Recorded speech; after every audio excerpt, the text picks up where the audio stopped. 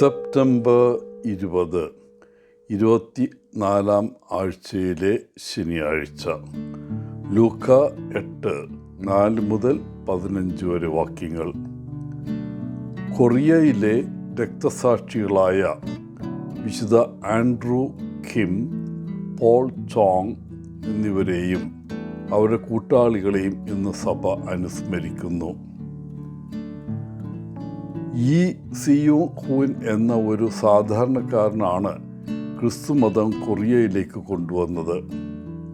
1784 ബീജിങ്ങിലെ ഒരു കത്തോലിക്ക പള്ളിയിൽ ഒരു ഫ്രഞ്ച് ജെസ്യൂട്ട് അദ്ദേഹത്തെ സ്നാനപ്പെടുത്തി.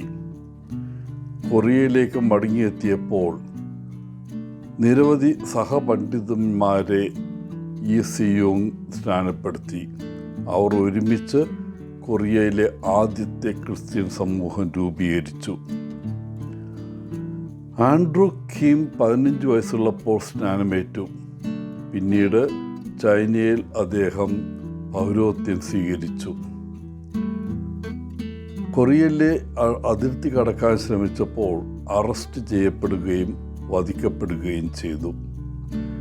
അദ്ദേഹത്തിൻ്റെ പിതാവ് ഇഗ്നേഷ്യസ് കിം 1839 രക്തസാക്ഷിത്വം വരിച്ചു. കൂടാതെ വിവാഹിതനായ പോൾ ചോങ്ങും 1839 1867 ഇടയിൽ 98 സ്വദേശി കൊറിയക്കാർ വിശ്വാസത്തിനു വേണ്ടി രക്തസാക്ഷിത്വം വരിച്ചു. അവരിൽ ചിലർ ബിഷപ്പുമാരും പുരോഹിതന്മാരുമായിരുന്നു. എന്നിട്ടും കൊറിയയിലെ സഭ വളർന്നുകൊണ്ടിരുന്നു. ഇന്ന് ദക്ഷിണ കൊറിയയിൽ ഏകദേശം 6 ദശലക്ഷം കത്തോലിക്കരുണ്ട്. ജനസംഖ്യയുടെ ഏകദേശം 11%. വിശുദ്ധരായി പ്രഖ്യാപിക്കപ്പെട്ട 101 രക്തസാക്ഷികളുടെയും വിശ്വാസത്തിനു വേണ്ടി മരിച്ച ആയിരക്കണക്കിന് മറ്റുള്ളവരുടെ ഇടയിൽ ദൈവവചനം ഫലഭൂയിഷ്ഠമായ മണ്ണ് കണ്ടെത്തി. ഇന്നത്തെ സുവിശേഷം വിതക്കാരനെയും വിത്തിനെയും കുറിച്ചുള്ള ഒരു ഉപമയാണ്. നമുക്കറിയാവുന്നതുപോലെ ഒരു വിതക്കാരൻ തൻ്റെ വിത്ത് വിതയ്ക്കാൻ പുറപ്പെട്ടു. ചില വിത്തുകൾ വഴിയരികിൽ വീണു. സ്വാഭാവികമായും വിത്തുകൾ മുളച്ചപ്പോൾ വഴിയിലൂടെ സഞ്ചരിച്ച യാത്രക്കാർ അല്ലെങ്കിൽ വിത്തുകൾ മുളയ്ക്കുന്നതിന് മുമ്പ് അവ തിന്ന പക്ഷികളോ അവയെല്ലാം നശിപ്പിച്ചു.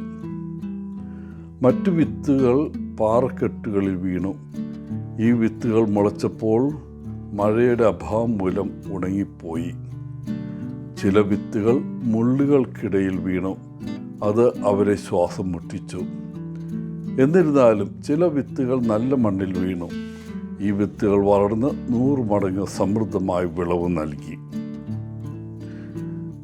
ഇന്ന് നമ്മൾ ചിന്തിക്കേണ്ടത് ഇതാണ്: യേശുവിൻ്റെ വിത്ത് നമ്മുടെ പാതയിൽ വീഴുകയും വളരെ ബിസിയായ ഒരു ദിവസം ആയതുകൊണ്ട് അത് ചവിട്ടി മെതിക്കപ്പെടുകയും ചെയ്തിട്ടുണ്ടോ? അല്ലെങ്കിൽ അവൻ്റെ സ്നേഹത്തിൻ്റെ മഴയാൽ മൃദുവാകാത്ത പാറക്കെട്ടും കഠിനവുമായ നിലത്താണോ ആ വിത്ത് വീണത്? അതുകൊണ്ട് അത് ഉണങ്ങിപ്പോയോ? അതോ യേശുവിൻ്റെ വിത്ത് വീണത് നനവുള്ളതും വിത്തിന് സ്വീകാര്യമായ നല്ല നിലത്താണോ? ഓരോ ദിവസവും യേശു നമുക്ക് നൽകുന്ന വിത്ത് സ്വീകരിക്കാൻ അവസരം ലഭിക്കുന്നു. എല്ലാ ദിവസവും ഒരേ വിത്ത് നൽകുന്നില്ല. ഈ ദിവസത്തേക്ക് എന്താണ് വേണ്ടതെന്ന് അവനറിയാം. എന്നാൽ നമ്മൾ ശ്രദ്ധയും തുറന്ന മനസ്സുമുള്ളവരായിരിക്കണം. വിത്തിന് സ്വീകാര്യത ഉള്ളവരായിരിക്കണം. അതിനെ പരിപോഷിപ്പിക്കാനും വളരാനും പൂക്കാനും സഹായിക്കാം. അല്ലെങ്കിൽ നമുക്ക് അത് അവഗണിക്കാം. അങ്ങനെ വരുമ്പോൾ അത് ഒരിക്കലും വളരുകയോ വികസിക്കുകയോ ഫലം പുറപ്പെടുവിക്കുകയോ ചെയ്യില്ല. എന്താണ് തിരഞ്ഞെടുക്കേണ്ടത് എന്ന് നമ്മളാണ് തീരുമാനിക്കുക. ഇന്ന് നിങ്ങൾ എന്തായിരിക്കും തിരഞ്ഞെടുക്കുക? എല്ലാവർക്കും നല്ലൊരു ദിനം ആശംസിച്ചുകൊണ്ട് ഒത്തിരി സ്നേഹത്തോടെ പോളച്ചൻ CSSR ഫ്രം കേരള.